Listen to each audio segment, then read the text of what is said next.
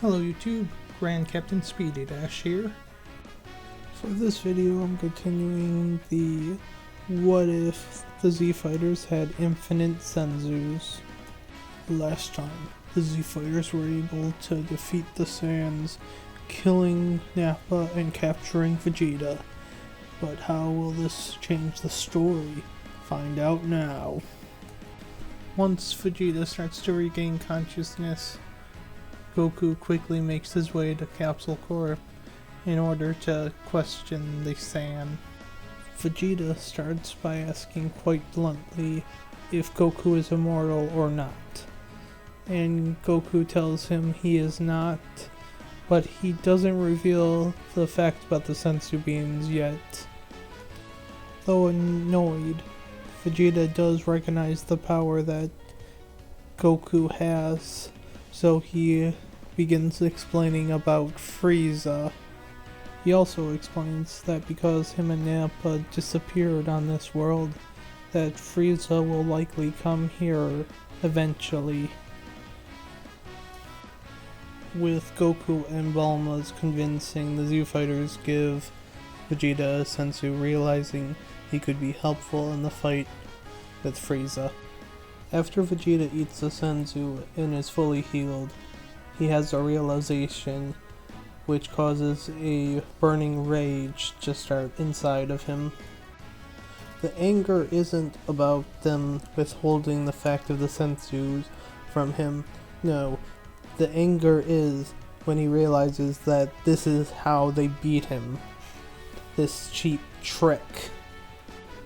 This revelation caused Vegeta to at first refuse to train with anyone else until the gravity chamber was made and Bulma forced him to train with others if he wanted to use it. Vegeta is able to quickly power up with the new training, but because he refuses to do what he sees as cheating as Goku is, he's unable to completely close the gap. Because of the lack of a tryptonymic, Bulma and Vegeta get together earlier, and as such, Trunks is born earlier. With the sensu beans allowing him to quickly recover, Goku spends more of the time that he's not training with Chi-Chi, which results in her being pregnant with Goten at this time.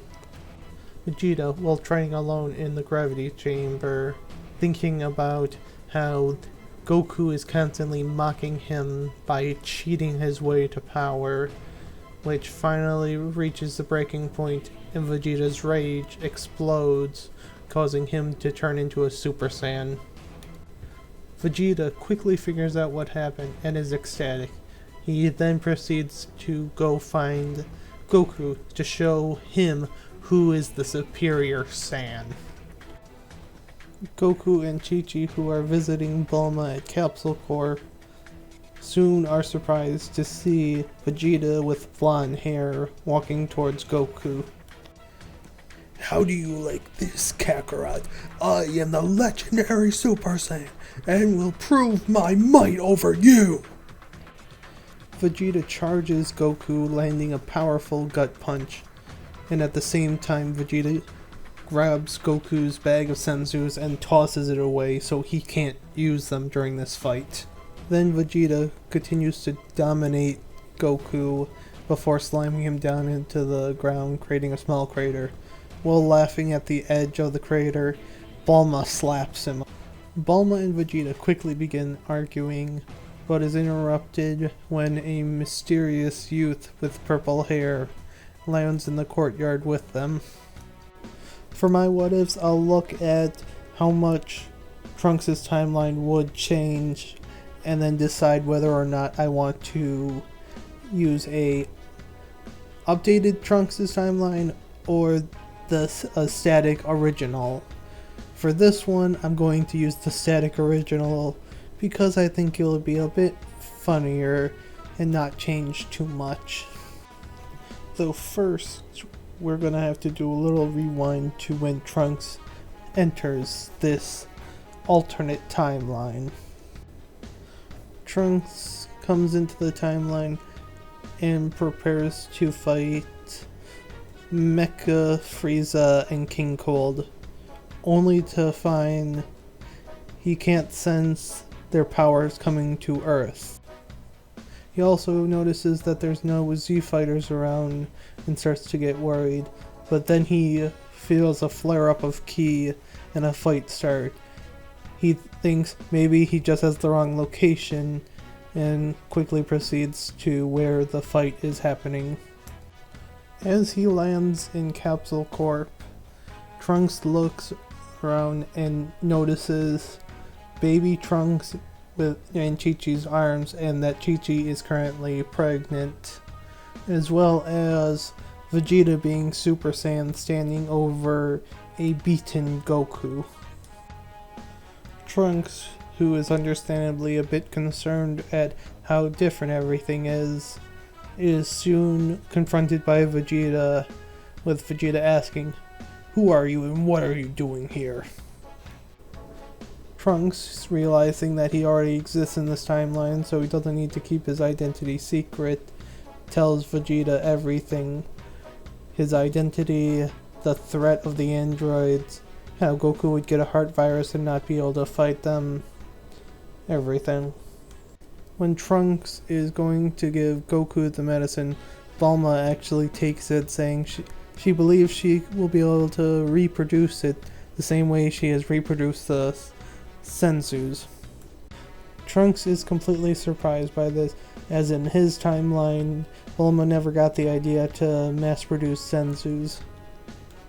Bulma, hearing this, takes out a notebook and jots down a bunch of stuff before tearing out the page, wrapping it around a capsule, and giving it to Trunks.